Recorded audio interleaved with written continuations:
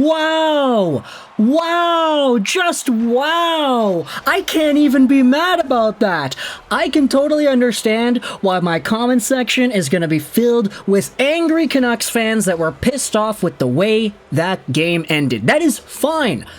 But I'm gonna say it right here, man. I can't be mad. That was one of the most entertaining games I have seen in a long time, and the Vancouver Canucks losing in overtime 4-3 to the Dallas Stars end up getting the point that puts them atop the NHL. The Vancouver Canucks are first in points and not point percentage.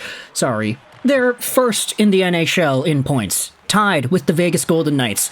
And the crazy part is, because Vegas and Vancouver both have the same amount of games played and the same amount of points, we go to extra tiebreakers. Vancouver has the tiebreaker by the NHL's own rule books based off of the standings at this very moment. Vancouver is the tie-broken number 1 team in the league. I don't care that they lost. That's fine. Like, they're going to lose games, and a game like this where they lost and admittedly looked pretty bad at times, this is the kind of game that is going to fuel this team. And the great part about it is the Vancouver Canucks losing a heartbreaker in OT to Dallas. You know, normally this video would be all doom and gloom. Normally, under regular Canucks circumstances, this would be a sad video and nobody would want to watch it because, you know, whenever the Canucks lose, I get fewer views on my videos. That's just kind of how it goes. I've been doing these post games for years now. I kind of get the market and I understand what happens when they win versus when they lose. But because the standard and the expectations are so much higher this year, because the Canucks have shown off to their fans in Vancouver that they can be better in 23-24 than they've been in a very long time, the response to a loss like this, it's all just gonna make everybody hungrier. The Canucks, you saw the disappointment on the bench when they allowed the game-winning goal by Matt Duchene with seconds left in overtime. You saw the social media reaction. Canucks fans are just going off on Elias Pettersson. They're talking about this game. They're pissed off that they lost. And you know what? That's a good thing. Because in the past, last year, 2 years ago, 3 years ago, if they lose a game like this in overtime, it's like, oh, darn it, that's the Canucks we know and love. They're back. They suck. Oh, there's nothing good to look forward to. Negative, negative, negative. It's all negative, right? But this year, no. Nobody's looking at this Dallas Stars loss and saying, oh, yep, that's the old Canucks habits back again. Like, sure, there are some stints in this season when they were like 500 throughout the months of, November or whatever. Like, there are parts of this season where they looked bad and we were like, okay, yeah, Canucks habits coming back up again, right? But now they're first overall in the NHL. They have the tiebreaker. They're technically the number 1 team. They're showing off that they can win games, and the response to this game is more so of frustration and hunger rather than pure pessimistic disappointment, the nihilism that Vancouver Canucks fans would inflict upon themselves as being fans on this team. That's not here anymore. The standard is so much higher. And I haven't even been talking about the game. I'm just talking about the results on paper. The Canucks lose in overtime.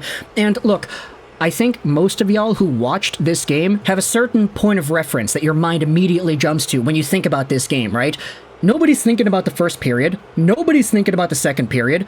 People are thinking about the third, the blown lead. People are thinking about the overtime. Let's just skim over the stuff that people don't really care about anymore. Dakota Joshua gets the opening goal of the game 3 minutes into the frame. It's assisted here by Teddy Blueger and Conor Garland. It's a beautiful defensive play where the Canucks are able to break things up in their own zone. Conor Garland is able to start out the 2-on-1 rush with Dakota Joshua on his left. They come in. The cross-crease pass is sent over. Joshua shoots. He makes no mistake, gets it over Scott Wedgewood and in. 1-0.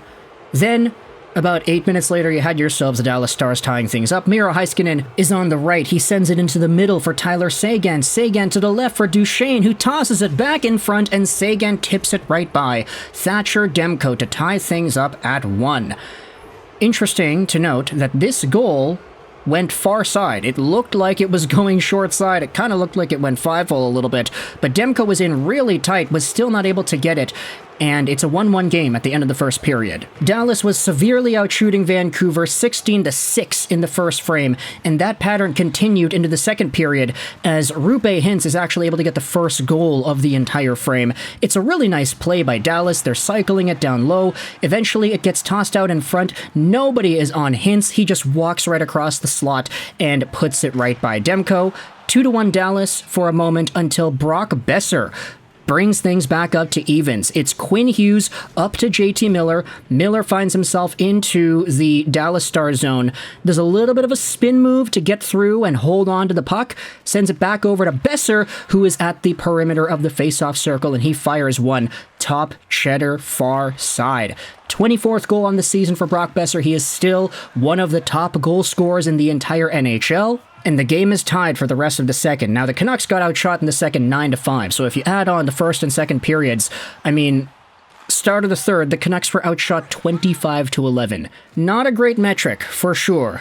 But the Canucks had themselves some hope as Conor Garland, with 5 minutes left, is able to get the go-ahead goal. It's another goal from the good job guys. Teddy Bluger on the left side goes right across to Dakota Joshua on the right side. Joshua in front, cross crease, backdoor pass for a Conor Garland who is on his knees, and he's able to put it in the back of the net. 3-2 to score here for Vancouver. What a beautiful goal, scored by one of the best lines in hockey right now.